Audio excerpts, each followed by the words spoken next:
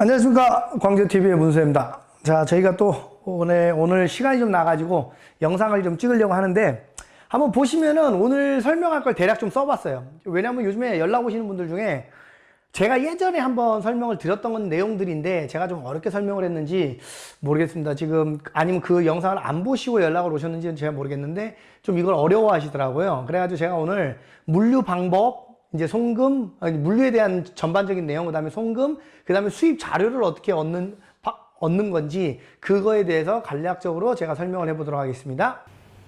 그러면은 이 물류 방식에 대해서 한번 좀 설명을 드려보도록 할게요. 물류 방식이 뭐냐면은 중국은 이제 두 가지 물류 방식들이 있어요. 뭐냐면은 이제 A가 공장 혹은 에이전시가 되겠죠. 공장이나 에이전시. 보통 공장이나 에이전시들은 수출 라이센스가 없어요. 중국은 수출을 하려면 수출 라이센스가 있어야 돼요. 수출 자격증. 근데 그 수출 라이센스가 없어서 보통 저희가 물류회사를 통해서 물류회사에서 수출 라이센스를 가지고 있는 회사를 찾아줘요. 보통 물류회사에서 수출 라이센스를 가지고 있는 회사 이름을 통해서 한국으로 보내게 돼 있어요. 그렇기 때문에 보통 어떻게 되냐면요. 공장이 예를 들자면 A라는 공장이잖아요.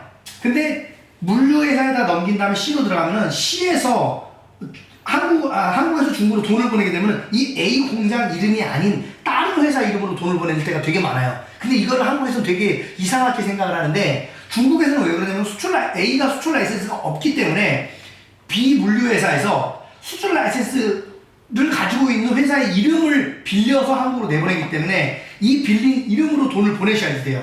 그래야 수입 자료가 생기는 거예요. 나중에 이게 이름이 틀리면은 수입 자료가 안 돼요. 왜냐면은 내가 누구한테 샀으면 누구한테 돈을 보낸 기록이 있어야 되는데 그게 앞뒤가 안 맞아버리면 수입 자료가 없는 거죠. 예전에 동대문이나 이런 쪽에서 손님들이 그렇게 해서 세금 폭탄 맞으신 분들이 많았어요. 요즘에는 거의 없는데 예전에는 이거를 모르고 진행하다 보니까 그런 경우들이 좀 많이 있었습니다. 그래서 중국은 기억을 하셔야 되는 게 A 공장에서 물건을 보냈다 하더라도 나중에 송금을 보내는 사업자라든가 송금을 보내는 회사 이름이 다를 경우가 있어요. 그 수출 라이센스 때문에 그래요. 중국은. 근데 만약에 A가 수출 라이센스를 가지고 있으면은 이거는 그냥 일반적으로 한국에서 생각하는 거랑 똑같아요. A 회사 이름으로 수출을 해요. 물류회사는 말 그대로 그냥 물류만 해주는 거예요. 그 대리 수출자를 찾을 필요가 없는 거죠. 그러면은 나중에 돈 보낼 때도 이 A 공장 이름, A 공장 사업자로 해서 돈을 보내게 됩니다. 자, 그러면은 지금 설명드린 거는 사업자가, 그러니까 수출 라이센스를 가지고 있냐 없냐에 따른 분류고요. 자, 그 다음에 이제 설명드릴 건 뭐냐면은, 수출의 방식이에요. 수출의 방식도 중국은 일반적으로 두 가지가 있습니다. 보면은 뭐가 있냐면 3박 4일 해운 특송이라는 물류가 있고 일반적인 해운이 있어요. 3박 4일. 자,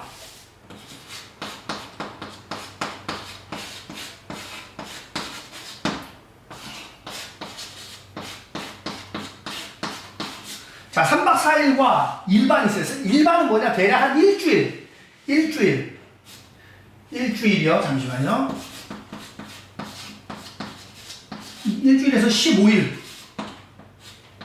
일주일에서 한 15일 정도 걸려요.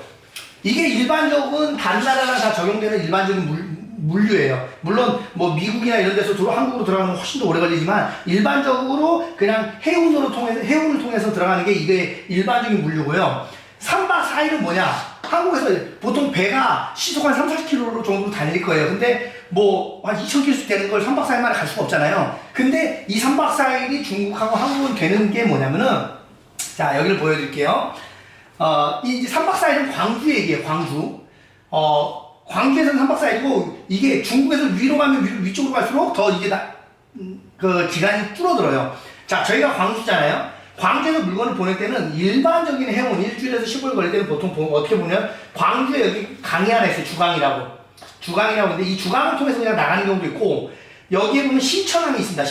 신천까지 내륙 물류로 컨테이너 자동차 있잖아요. 자동차로 가서 이 신천에서 한국으로 이렇게 나가는 경우가 있죠. 이게 보통 7일에서 많게는 한 15일 정도까지 걸려요.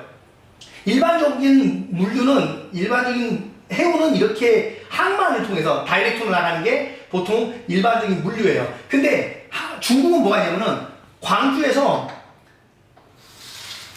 이제 북경으로 가는 이제 큰 고속도로가 있죠. 그리고 여기서 이제 일로 삐져나가는 고속도로가 있는데 이거를 육로로에서 위에 근처, 위에 연태 아니면 여기에 청도가 있거든요. 요 밑에 청도 이쪽으로 보내는 거예요. 그러면 1박 2일 만에 여기 도착을 해요. 1박 2일 만에. 그러면은 여기서 배를 태워서 여기는 가까워요. 한 300에서 한 400km밖에 안 될 거예요. 3에서 400km. 여기만 배를 태우는 거예요. 여기만. 이게 비용은 비싸지만 시간이 훨씬 많이 단축되기 때문에 한국에서 일반적인 소규모 무역들은 거의 다 이거를 쓰고 있는 추세입니다. 자, 다시 한번 말씀드릴게요. 일반적인 해운은 이 항구, 여기 신천항, 아니면 상해항, 연운항, 아니면 여기 닝보항, 그 다음에 뭐 여기에 청도항 이런 데에서 항에서 다이렉트로 나가는 거예요. 근데 이런 거는 얼마나 걸릴지는 항구마다 다 틀리고 가는 백길에마다 다 틀려요. 최소 일주일에서 15일 정도 걸려요. 왜냐? 컨테이너 선들이 우리 물건만 싣고 가지는 않거든요.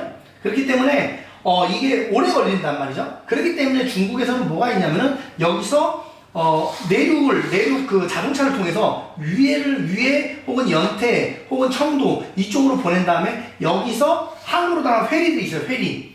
지금은 이제 사람들이 못 타는데 원래는 한 1000명씩 탈 수 있는 그 여객선 페리예요. 거기에 그 배 밑에다가 이제 컨테이너를 실거든요. 그러면 여기서는 1박 2일 만에 들어가요. 보통 10몇 시간 만에 들어가요. 16시간 정도? 뭐 유해냐, 청도냐, 천진이냐에 따라, 천진도 있는데 천진이냐에 따라 틀린데, 그렇게 들어가기 때문에 3박 4일 만에 가능한 거예요. 혹은 상해나 이쪽에서는 2박 3일 만에 들어가기도 하고, 그 다음에 위에서는 1박 2일 만에 들어가요.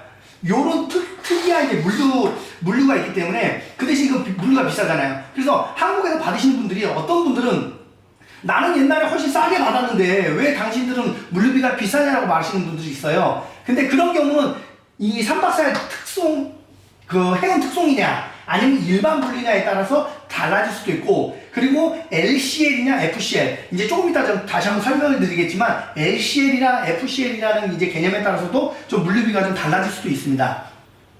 그럼 LCL하고 FCL은 뭐냐? 자, 다시 여기다 글 좀 쓸게요. LCL 그 다음에 FCL이 있어요. 자, 이건 뭐냐면은 말 그대로, 자, 여기다가 요 위에다 좀 그릴게요. 이게 컨테이너 박스라고 생각하시자 이거예요. 컨테이너가 20짜리가 있고 20짜리가 있고 40짜리가 있고 40 하이큐가 있어요. 40 하이큐가 있는데 이제 이거 사이즈예요. 20이냐 이제 이 안에 이제 몇 CBM이 들어가냐에 따라 틀리는데 요건 다 이제 좀 디테일한 거는 제가 굳이 설명드릴 필요는 없어요. 그러니까 이 안에 컨테이너 선 안에 내가 모든 물건을 내 물건을 채운다. 그럼 이게 FCL인 거예요. FCL은 뭐냐면 컨테이너 하나를 화주 물건 주인이 한 명인 거예요. 한 명이 통째로 쓰면 이걸 FCL이에요. 그게 20짜리든 40짜리든 48큐든 이거를 혼자 쓰면 이게 FCL인 거고, 이거를 혼자 쓸 규모가 안 되니까 조금씩 나눠 쓰는 거예요. 요만큼. 여기에 이제 뭐 10명이 될 수도 있고 5명이 될 수도 있고 화주가 여러 명이 되는 거죠. 그건 LCL이에요. LCL은 물류비가 상대적으로 좀 더 비싸죠. FCL은 상대적으로 좀 싸고. 근데 이것도 이 FCL도 3박 4일로 보내는 거냐 아니면 일반 해운으로 보내는 거냐에 따라서 가격이 되게 많이 차이 나요. 그렇기 때문에 보통 저희들이 가구, 전자제품 이런 거 부피가 큰 것들은 FCL로 일반 물류로 들어가야지만 좀 경쟁력이 생겨요. 왜냐면 가구 같은 경우도 워낙 부피들이 크기 때문에 일반 3박 4일 저걸로 하면은 솔직히 배보다 배꼽이 더 클 수가 있어요. 그렇기 때문에 이런 것들은 보통 좀 여유를 갖고, 그리고 이제 보통 전자제품이나 가구나 이런 것들은 보통 유행을 빨리빨리 타는 제품들이 아니기 때문에 뭐 이게 일주일에서 15일 정도 걸려도 솔직히 시간적 여유가 있어요. 근데 반대로 이제 동대문이나 이렇게 인터넷 업체 하시는 뭐 신발, 옷, 가방, 이런 패션 혹은 이제 계절에 되게 민감한 상품들 있잖아요. 이런 거는 거의 3박 4일로 나가요. 그리고 또 하나, FCL로 내보내려면은 재고 부담률이 되게 높아져요. 왜냐면 많은 양을 한꺼번에 해야 되기 때문에요. 근데 LCL들, 특히 3박 4일 이제 특송들은 보통 재고 부담률을 낮추려는 업체들, 그런 이제 뭐 동대문이 됐든 뭐 인터넷 업체가 됐든 재고 부담률을 재고를 쌓아놔야 되는 부담률을 좀 줄이기 위해서라도 3박 4일을 쓰는 경우들도 되게 많아요. 왜냐면은 3박 4일 만에 공급이 되니까요, 중국에서. 물론 물건이 미리 준비되어 있다는 가정하에서지만 어찌됐든 3박 4일 해운으로 보내면은 3박 4일 늦어도 4박 5일 만에는 받을 수 있어요. 근데 예로 하려면은 과정도 좀 복잡하긴 하지만 일단은 7일에서 15일 정도가 걸리기 때문에 요게 신발이나 옷이나 가방 같은 경우는 아차 잘못해버리면은 좀 늦어질 경우가 있어요. 그 계절을 놓칠 수도 있고. 그렇기 때문에 보통 신발, 옷, 가방 같은 경우는 이제 3박 4일 이런 걸로 많이 나가고요. LCL로. 그 다음에 FCL은 보통 가구, 전자 이렇게 부피가 많이 차지하는 것들. 가방에서도 캐리어 있잖아요. 공항 캐리어 같은 거. 부피가 큰 것들은 저희들 FCL로 내보내요. FCL로 그 다음에 일반적으로 천천히 일주일에서 한 15일 걸리더라도 그냥 일반 항구로 통해서 보내요. 이렇게 내륙 물류를 통해서 이제 위에나 이쪽으로 안 보냅니다. 부피 큰 것들은 보통 이렇게 보내게 되어 있습니다. 그러면은 이제 마지막으로 물류의 방법 중에 이제 책임 소재에 대한 부분이에요. 이건 책임 소재. 원래 인코텀스라고 그래요. 인코텀스가 13가지인가 14가지가 저도 대학교 때 이제 배웠던 게 좀 가물가물하긴 한데, 인코텀스가 10몇 가지. 근데 이제 대형 이제 회사들은 그 여러 개를 다 알고 있어야 되고 다 쓰기도 하지만, 실질적으로 우리 소규모 무역에서는 이 두 개밖에 안 써요. FOB와 EXW입니다. EXW라는 말은 거의 안 써요. 거의 안 쓰는데, 개념을 알고 계셔야 돼요. 뭐냐면은 공장에서 내가 물건을 다이렉트로 받아오는 거예요. 그게 이제 한국에서 내가 사는 바이어라고 치면은 이 바이어가 누구를 통해서 바로 가지고 올 수도 있고, 물류회사를 보내가지고 가지고 올 수도 있고, 혹은 에이전시를 통해서 공장에서 다이렉트로 가져오는 게 EXW입니다. 그리고 또 하나는 뭐냐, FOB라는 거는 뭐냐, 아까 저희가 이렇게 광주가 여기 있고 여기 신천이 있다고 했습니다. 우리가 항구를 통해서 바로 보통 FOB나 EXW 인코텀스를 얘기할 때 보통 FCL 얘기를 많이 해요. FCL로. LCL에서는 보통 거의 적용을 잘 안 해요.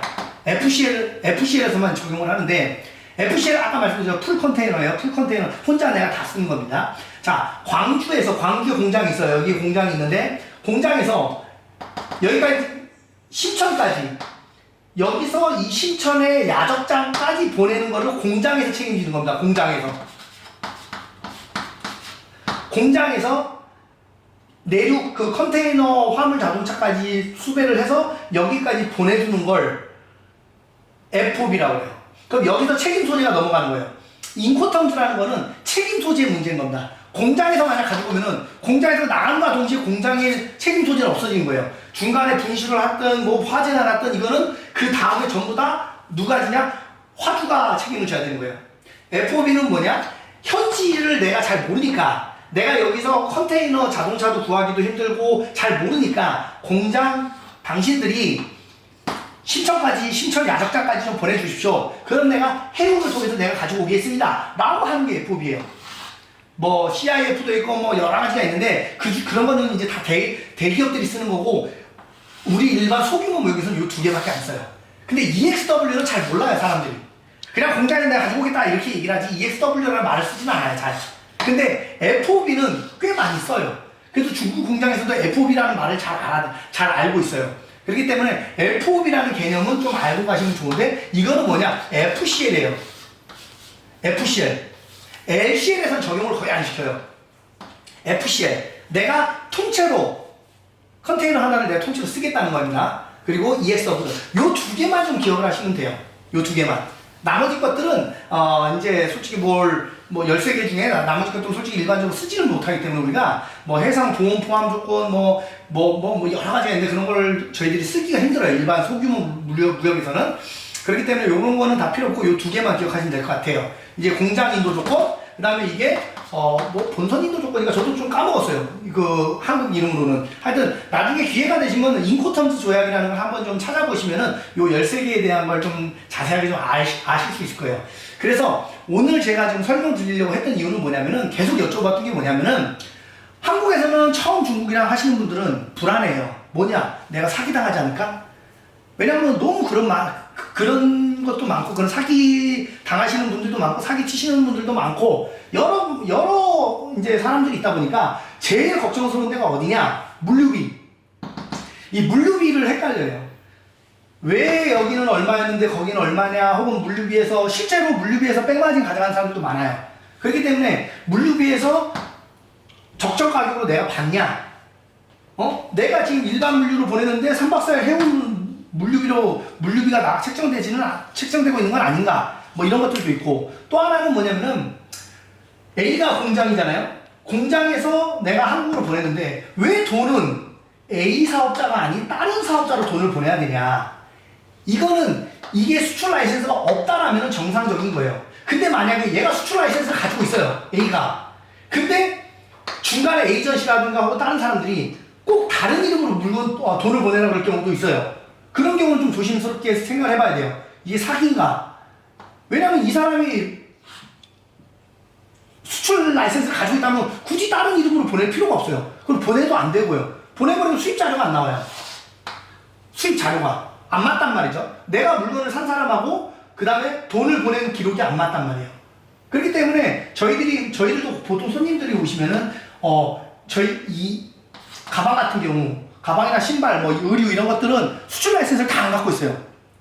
그러면 저희들도 대리사업자를 통해서 보내드린단 말이에요. 그러면 여쭤보시는 게 뭐냐, 이제 걱정하신 거죠. 걱정하신 게 뭐냐, 아니 왜 여기서 보냈는데 왜 돈은 일로 보내야 되냐.